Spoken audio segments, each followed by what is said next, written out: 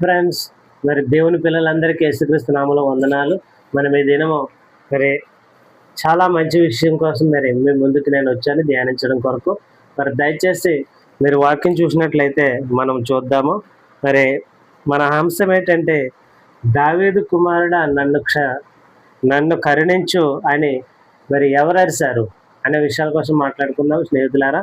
దయచేసి మనము మార్క్ సువార్త 10వ అధ్యాయం 46వ వచనం మనం చూసినట్లయితే ఇక్కడ క్లియర్గా అర్థమవుతుంది. వారు ఎరుకో పట్టణమునకు వచ్చి ఆయన తన శిష్యులతో బహు జన సమూహముతోనూ ఎరుకో నుండి బయలుదేరి వచ్చుచుండగా తేమై కుమారుడికి భర్తమయ్యి నేను గురుడ్డి భిక్షకుడు త్రోవ ప్రక్కన కూర్చుండేను.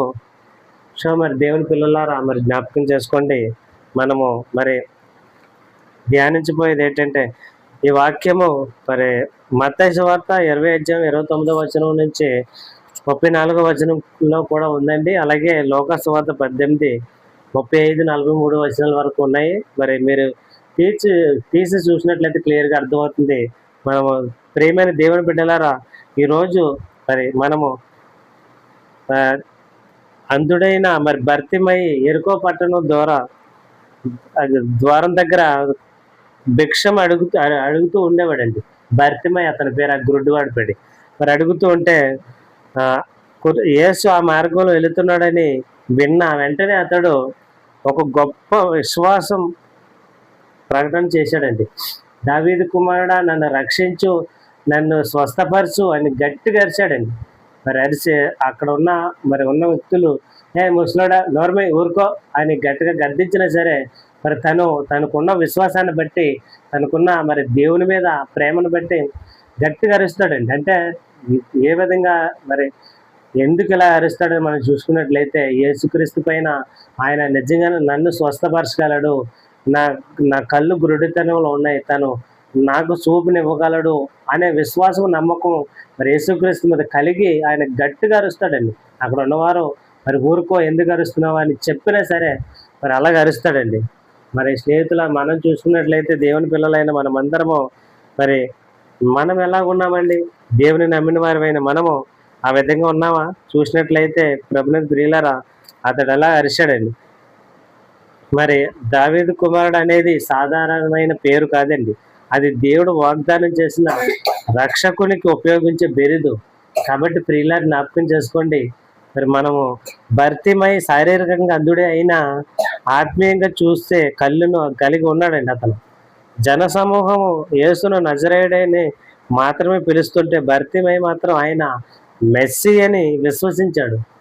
మెస్సీ అని విశ్వసించి మరి దావీదు కుమారుడా మరి ఆగు, నన్ను స్వస్థపరచు, దావీదు కుమారుడని అరుస్తాడండి.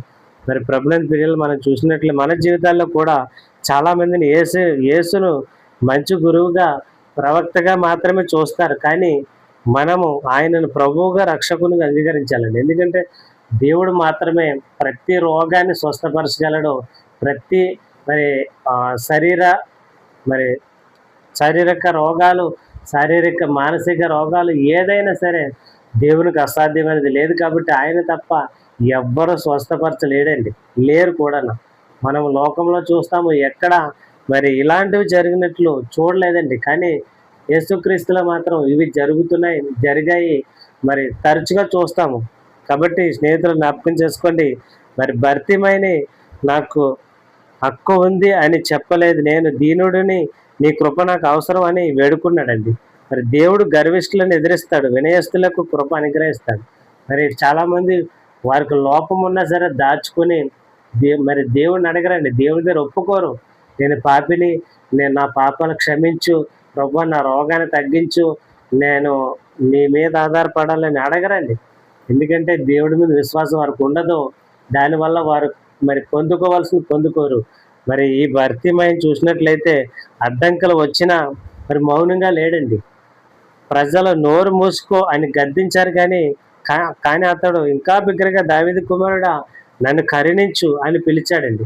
మనం చూసినట్లయితే మరి విశ్వాసానికి ఎప్పుడు అడ్డంకులు ఉంటాయి. కొన్నిసార్లు మనుషులు, కొన్నిసార్లు పరిస్థితులు, కొన్నిసార్లు భయం, కొన్నిసార్లు నిరాశ మనలను ఆపాలని చూస్తాయి. కానీ మరి అయితే దేవుని ఆశ్రయించేవారు వెనుకడుగు వేయరండి. ఎందుకంటే వెనుకడుగు వేస్తే మరి జరగాల్సిన కార్యాలు జరగవు కనుక మరి యేసు ఖచ్చితంగా దేవుణ్ణి పిలవాలి, దేవుని దగ్గర ఒప్పుకోవాలి. ఇంకా మనం చూసినట్లయితే మరి ఆ భర్తీమై పిలవగానే దేవుడు ఏం చేస్తాడంటే, మరి దేవుడు ప్రార్థన చేసిన వారిని ఎవరిని విడిచిపెట్టడండి. విశ్వాసంగా ఉన్నవారిని కానీ, ఆయనని నిజంగా అనుసరించిన వారిని కానీ, ఆయన మీద ఆధారపడిన వారిని కానీ, ఆయనకి నిజంగా మొర్రపెట్టిన వారిని కానీ దేవుడు విడిచిపెట్టడండి. ఖచ్చితంగా వారు ప్రార్థన వింటాడు, వారు మొర వింటాడండి. అలాగే భర్తీమై మొర విని, అంతమంది ఆపినా సరే విని, యేసు ఆగి అతన్ని పిలిచాడు. వేలాది మంది మధ్యలో యేసు భర్తీమై అరుపుని విన్నాడండి. ఇది మనకు గొప్ప ధైర్యం ఇస్తుంది. ఎందుకంటే మన ప్రార్థన చిన్నదైనా సరే మన కన్నీళ్లు దాచబడవు. దేవుడు తన పిల్లల మొర వింటాడు ఖచ్చితంగా. యేసు ఇలా అడిగాడు, నేను నీకేం చేయాలని మరి కోరుతున్నావని ఆ భిక్షకుడిని అడిగితే మరి అతను అంటాడు, యేసుకు తెలుసు అయినా భర్తీమై తన అవసరాన్ని తన నోటితో చెప్పాలని ఆయన కోరాడు. అయినా దేవుడు తెలుసు మనకి ఏ అవసరాలు ఇవ్వాలో. మనకి తలంపు రాకమునిపే ఆయనకు తెలుసు మరి వీళ్ళకి ఏమడుగుతారు, మరి వీళ్ళకి ఏ అవసరాలు తీర్చాలి అని దేవుడు కనిపెట్టి ఉంటాడండి. మన లోకంలో సామెత చూస్తాం కదా, మరి అడగనిదే అమ్మాయిని అన్నం పెట్టదని మనం తరచుగా వింటామండి. కానీ దేవుడు కూడా చూస్తాడు, మరి వీడికి ఏం కావాలి, నా దగ్గర నుంచి వీడు ఏం ఆశిస్తున్నాడు అనే విశ్వాసం ఉందా వీడిలో లేదా అనే దేవుడు కూడా పరీక్షిస్తాడండి. పరీక్షించి మరి మన అవసరాలను కూడా విశ్వాసంతో దేవుని ఎదుట ఉంచాలి. అలాగే భర్తీమై కూడా ఇలా అన్నాడు, ప్రభువా నేను చూపు పొందాలని కోరుతున్నాను. యేసు ఇలా చెప్పాడు. భర్తీమై మరి అలా చెప్పాడు. తర్వాత యేసు ఇలా అన్నాడు, వెళ్ళు, నీ విశ్వాసం నిన్ను స్వస్థపరిచింది. వెంటనే అలా అన్న వెంటనే మరి అతనికి దేవుడు నోటి మాట ద్వారా అతనికి వెంటనే స్వస్థత వచ్చిందండి. జ్ఞాపకం చేసుకుని ప్రభుని ప్రియులారా, మరి మీరు ఎలాగున్నారు? ఈ వీడియో చూస్తున్న సహోదరుడా, మరి దేవుని పట్ల ఎలా ఉన్నారు? మీరు మరి దేవుని పట్ల దృఢమైన విశ్వాసం కలిగి ఉన్నారా లేదా? దేవుని మీద ఆధారపడుతున్నారా లేదా? మరి మీ విశ్వాసాన్ని బట్టండి దేవుడు కూడా స్వస్థతనిస్తాడు, మీ అవసరాలు తీరుస్తాడండి. దేవుడు తీర్చగలడు అనే విశ్వాసం మనలో సంపూర్ణంగా ఉండాలి. మనం విశ్వసించాలండి, దేవుని మీద ఆధారపడాలి.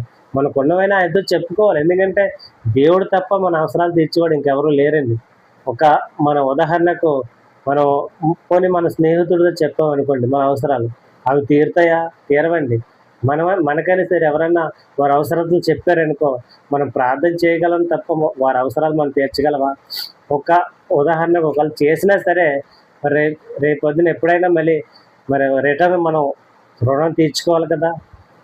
అదే మరి దేవుడు మనకి అవసరాలు తీరిస్తే ఖచ్చితంగా దేవుడికి మనం రుణం తీర్చవసరం లేదండి. ఎందుకంటే దేవుడు మరి ఎవరి విశ్వాసాన్ని ఉంచుకోడు, ఎవరి ప్రార్థన ఉంచుకోడు, ఎవరి కన్నీళ్ళు తన దగ్గర ఉంచుకోడండి. మనకి వెంటనే రిప్లై ఇస్తాడు. మరి దేవుడైతేనే సమస్త అవసరాలను తీర్చగలిగే దేవుడు మనకు ఉన్నాడు. కాబట్టి మన అవసరాలను ఆయనతో చెప్పుకోవాలి. మన ఇరుగోరుతో కాదు, పొరుగులతో కాదు, మన స్నేహితులతో కాదు, మన బంధువులతో కాదు. చెప్పిన అవసరాలు తీరవండి. దేవునితో చెప్పితేనే మన అవసరాలు తీరుతాయి, మన ఇబ్బందులు తీరుతాయి. కాబట్టి ప్రియులారా, మరి భర్తీమై అక్కడ ఎంతో మంది ఉన్నారు. వారందరూ తనకి చూపు తేలారని గమనించాడు. మరి అందుకే ఒక యేసుక్రీస్తు తప్ప నాకు స్వస్థపరచగలరు, ఇంకెవరు నన్ను స్వస్థపరచలేరు అనే దృఢమైన విశ్వాసం తను కలిగి దేవునిని పిలిచాడండి. దావీదు కుమారుడా, నన్ను కరుణించు, నన్ను కనికరించు, నాకు చూపునివ్వు అని అరిచాడండి.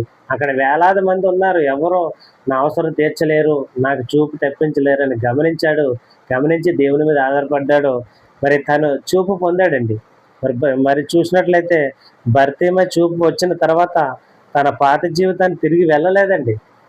మరి జ్ఞాపకం చేసుకుని ప్రభుని ప్రియులారా, ఈనాడు మనము చాలామంది దేవుడు నమ్ముతారండి. నమ్మిన తర్వాత దేవుని యొద్ద నుంచి ఏదో కావాలి, ఏదో రావాలని ఆశిస్తారు. వచ్చిన తర్వాత మరి దేవుడు చేసిన అద్భుతాలు మర్చిపోతారు, దేవుడు చేసిన మరి మేలులు మర్చిపోతారు, దేవుడు విడిచిపెట్టేస్తారండి. దానివల్ల ఎవరికైనా నష్టం వారికే కదా, వారే చనిపోతే నరకానికి పోతారు కదా. గమనించండి ప్రియులారా, మనము పరలోకానికి వెళ్ళాలన్నా, భూమి మీద ఉన్నప్పుడు మనకు సమస్త తోడు దేవుడు మనకు ఉండాలన్నా మరి దేవుని నమ్మాలండి. సంపూర్ణంగా నమ్మాలి, విశ్వసించాలి. విశ్వసించి మనకున్న అవసరతలు కానీ, మనకున్న మరి ఇబ్బందులు కానీ, కుటుంబ సమస్యలు కానీ, ఉద్యోగ సమస్యలు కానీ, వ్యాపార సమస్యలు కానీ, ఏ సమస్య ఉన్నా దేవునికి అప్పగించుకొని మరి దేవుడిచ్చే వరకు వేచి ఉండాలండి. కొంతమంది అంత ఓపిక ఉండదు. దేవుడిచ్చే వరకు వేచి చేసి ఉందాము అనే ఓపిక వారికి ఉండదండి. మరి ప్రభుని ప్రియులాన్ని జ్ఞాపకం చేసుకోండి. మరి దేవుడు ఒక్కొక్కసారి మనకు రావాల్సిన మేలులు లేట్ చేసినా సరే అది మన మంచికేనండి. కాబట్టి జ్ఞాపకం చేసుకోండి. మరి ఈ భర్తీమైకున్న విశ్వాసము ఈ వీడియో చూస్తున్న సహోదరి సహోదరుడా మీకుందా లేదా? జ్ఞాపకం చేసుకోండి. ప్రభునందు ప్రియులారా, మనకు ఉండాల్సింది ఏదో అరవకొర విశ్వాసం కాదండి, సంపూర్ణ విశ్వాసం.